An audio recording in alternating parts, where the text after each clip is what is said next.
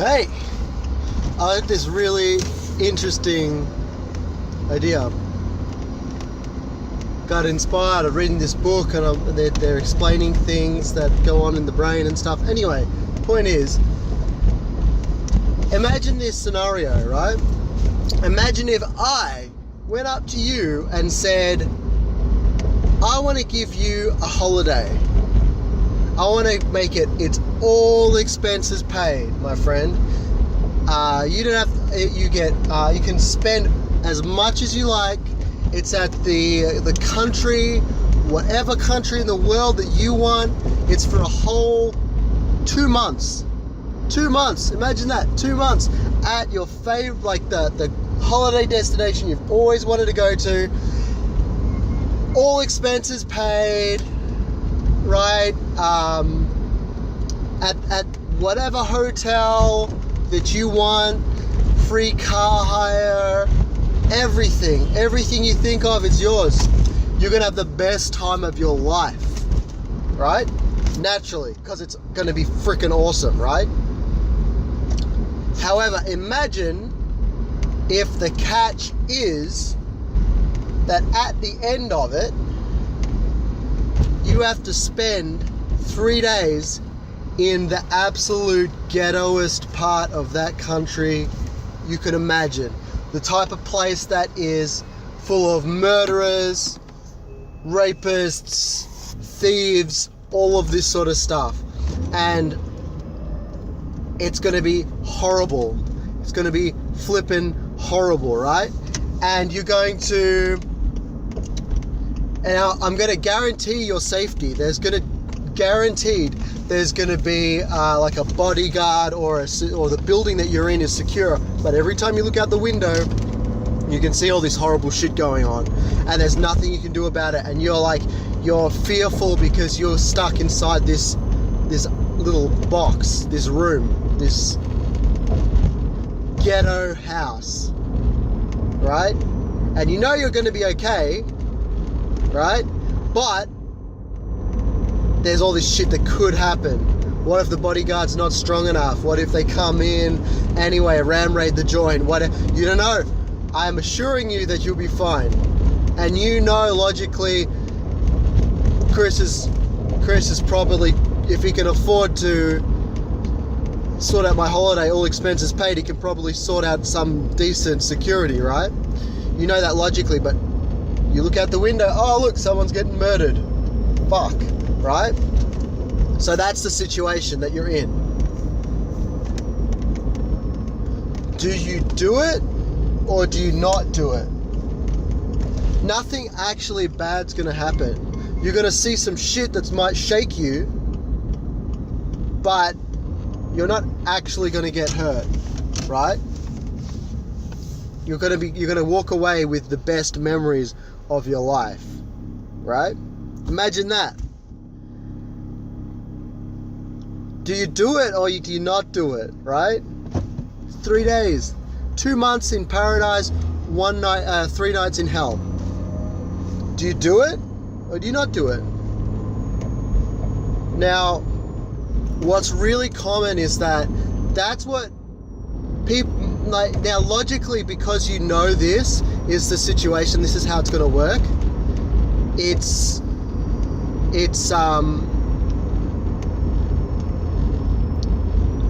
Some of you, most of you, I assume, would be like, you know what? Yeah, why not? Why not do it? Like, I can deal with 3 days of pain, right? All right. So now imagine the same scenario, but I don't tell you about the 3 nights in hell. Now, of course you do it because you don't know that the 3 nights of hell. Everyone would say they would do it. Everyone, right? Free holiday, right? Of course they all do it. But now, instead of thinking about your decisions, right? Now imagine your memory of the events, right? Where do you focus? Do you focus on the awesome time, the like epic once in a lifetime opportunity where you got to go to whatever country you want, all expenses paid, best hotels, best, like, you don't even need your own hire car because you can pay to be chaperoned around, right? And get shown all the best things that the tourists don't get to see or whatever, right? But then you've got this, you're like, what the hell? I wasn't expecting this. This is fucked. This is hell. Why am I in hell? This sucks, right? When you get home, of course you've got that epic story of the hell. But do you focus on that part and say, I'm never trusting Chris again. I'm never going to take his holiday options ever again. I'm not even ever going to go on holiday again unless I'm in total control of the situation. In which, you know what, like, Chris may be able to get me the all expenses paid, but at least if I do it myself, I can have a worse experience overall, but at least I'm not going to go through hell. Right? And I think you'll find a lot of people focus on the bad time, and that's how they feel about it, right? They focus on how shit it was. A lot of people do. Because there's a lot of people in this world, most of us, are in coping. They just want to make it to the next day. They want to take the safe route, and they don't want to bring harm to themselves. The gamble and the risk is not worth it, right? So that's normal. But now so a lot of people would not be okay with that. They wouldn't be okay with the 3 days in hell for 2 months in thing. When they get back, they'll be like, they'll focus on the negative side of that holiday. And I'd argue that that's what a lot of people do with relationships as well. That they might go out for, who knows, maybe they go out for a couple of months, maybe they go out for years,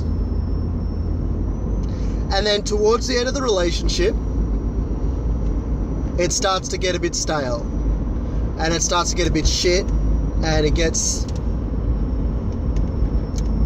it's not how it was at the start. So and then during that time, they're just focusing on those hard times. And their memory, they actually, by focusing on these hard times so strongly, they almost forget about the good times. They don't even remember that they had an epic, once in a lifetime chance, whatever, right? And so,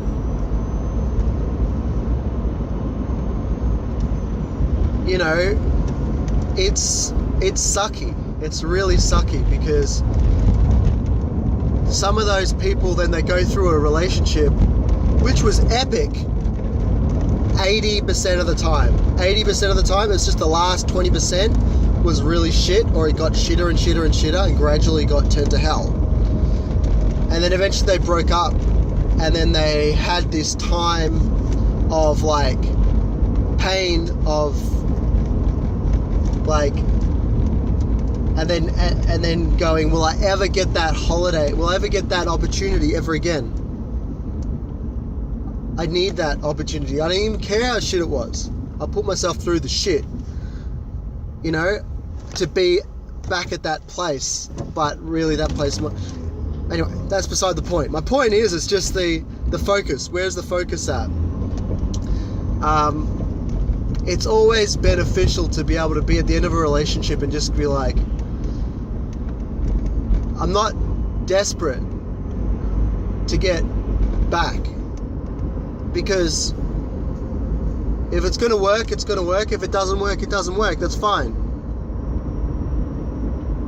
But I'm going to have an epic time right now, and it doesn't matter if it doesn't go perfectly to plan, because I'm going to make sure, I'm going to make it my duty as being half of the relationship, I'm going to make it my duty to make sure that we're having a good time. We got good memories to look back on. Right? That's where the focus should be. And if the relationship ends, when the relationship ends, whatever, you can just look back on epic times. And you can get the lessons out of the difficult times. That bitch was crazy. Or I was crazy and I ruined it. Or whatever it is whatever lesson is there. You're not stupid and you have the ability to learn from it. But if you've learned a lesson, then you're a better person than you were the day before. And the next holiday is going to be even better. It can't not be better, right? It actually can't be not better unless you're still a shit human being because you didn't learn from the negative aspects of the first time, right? And so once you do that and you get the lessons out of it, now you're it's a win-win-win, right? And not only have you learned lessons and you've become a better person, and so have they, but you've also got these memories that no one can take from you, no one can replicate, because every single relationship is unique and should be unique. You shouldn't be trying to you shouldn't be. There are people in the world who are like, I really like Thailand. Every time I go on holiday, I'm going to go to Thailand. Every single time. Because Thailand is basically the best holiday I've ever been on. Have I been anywhere else in the world? No. But Thailand's freaking awesome. And there's holes in that argument, like maybe Thailand's the cheapest every time at the times that you go on holiday or whatever. That's a valid reason, but doing it just for the sake of it's always been good, so let's always do that is kind of dumb. You should always be trying to push yourself and find new experiences and all that sort of thing. Maybe you want to go back to Thailand because there were things you didn't experience that you wanted to while you were there. Same thing with your partner. Maybe you want to find a partner that's similar so that you can go, but similar, same but different, so that you can go and try different things. Maybe that's not so bad, but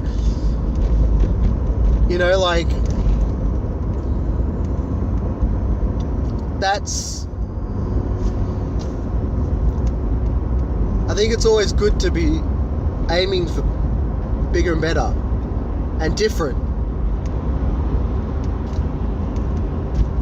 Because if it works, you've got a life partner.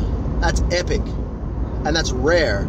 It's rare to find someone that you can, who's your best friend, your lover, your business partner, in terms of just normal finances, like in terms of how do we deal with money, how do we spend it, how do we save it, all those sort of accounting type things, like finding someone who's really good with that sort of or can complement you.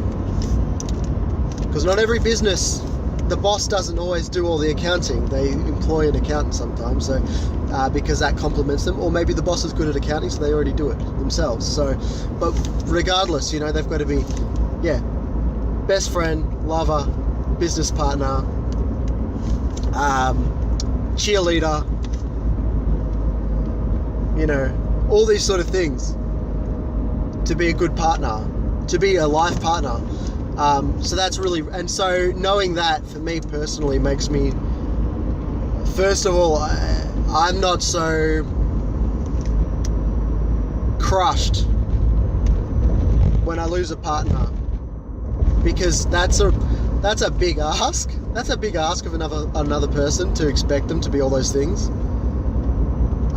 And if you do expect it from your partner, it's especially before you get to really, really know them after a couple of years, then it's probably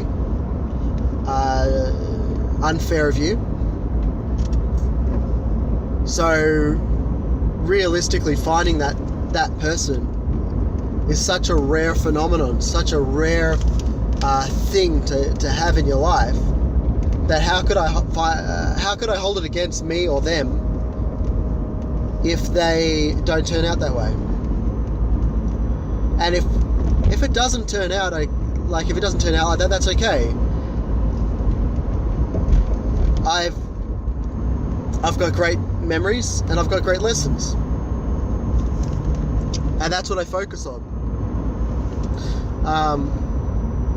Some partners show you how to have a good time, because you got to stick up your ass like I do most of the time, to be honest.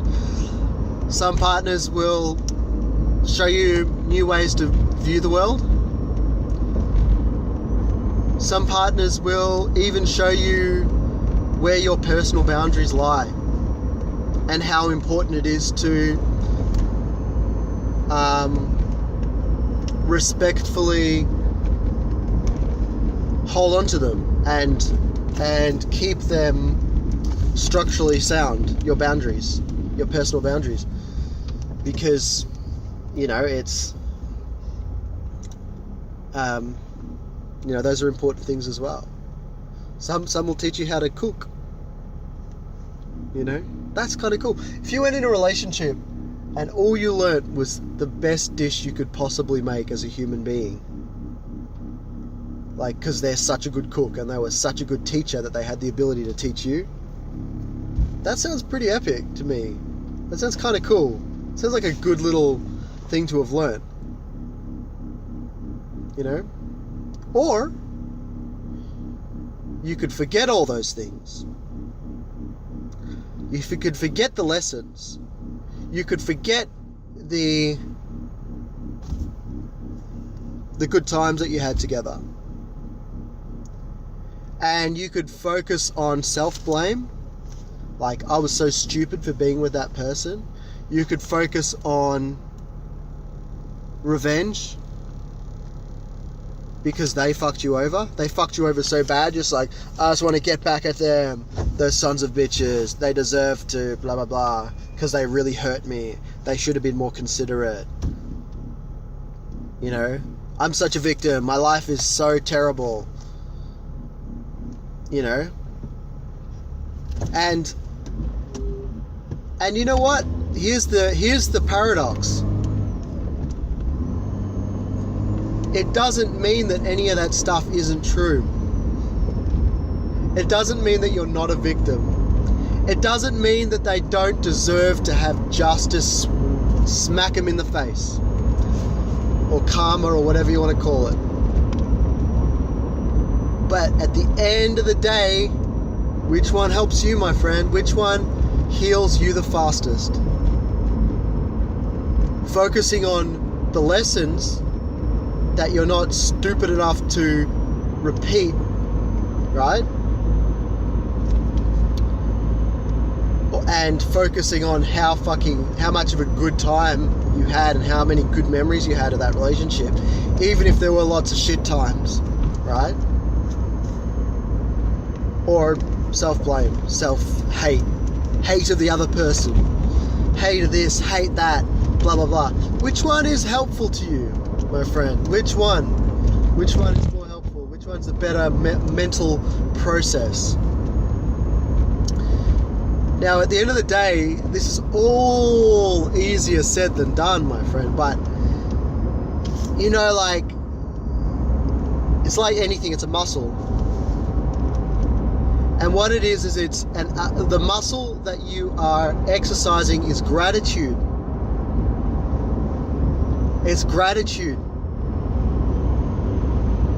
It's learning how to be grateful for the things that have been given to you in your life. You could call it God, you could call it the universe, you could call it dumb luck. I like to call it dumb luck. Out loud, I usually call it the universe. And in front of certain people, I call it God. I don't really believe in any of those things. I just call it dumb luck in reality, but it doesn't matter. But you're being given these things regardless. Regardless of if it's an entity that gave it to you or not, you are still being given something amazing that no one else really has. Other people may have similar experiences, but they're not the same. And then finally, to make it meaningful, is that you have now got the ability to pass on the lessons and the memories and all of this type of shit. You can pass it on to someone who needs to hear it, if they are ready for it or whatever. But you're now armed with knowledge that you can help the world with. You can help others. Like, all my close friends know all the bits and pieces I've gone through over the years. And I know that not only have I helped people who are going through similar shit, but also I'm not someone who's just some philosopher who's thought about this shit a whole lot. I'm someone who's experienced it and has an idea of what I'm talking about, which makes me relatable, which means I can help people more. If I can be more relatable, I can help people more. So, yeah. Just some cool thoughts, just some cool things to think about, guys. You may say all this stuff I'm talking about is a load of shit, and that's fine too, I don't care. But it's just, yeah, have a think about it. Have a think about how you're thinking about things in your life that are not so comfortable right now. Think of them like that holiday. Think of them like that relationship. Think of the lessons, think of the good times, think of the lessons, think of the good times, the lessons, the good times, the lessons, the good times. And you'll be smiling more. A lot more. I see a lot of people posting on my Facebook, in my feed, evidence that they're clearly not getting the lessons in their life.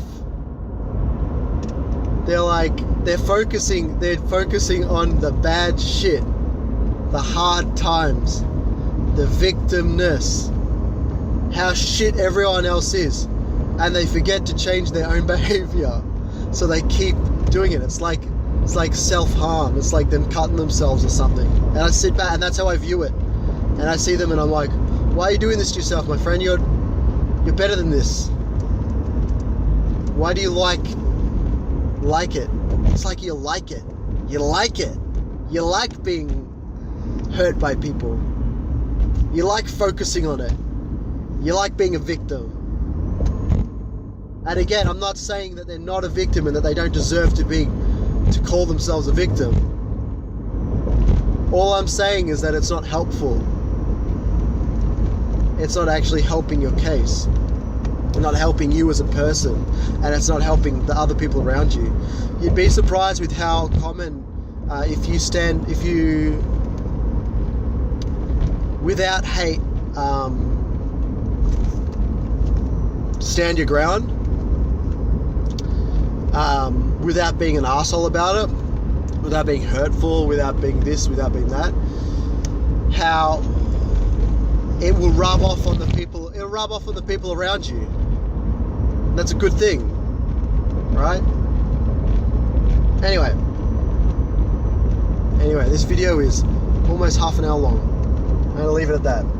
Hopefully, you get the concept I'm trying to articulate. It's kind of complicated to explain, but yeah. Anyway, enjoy your day, y'all.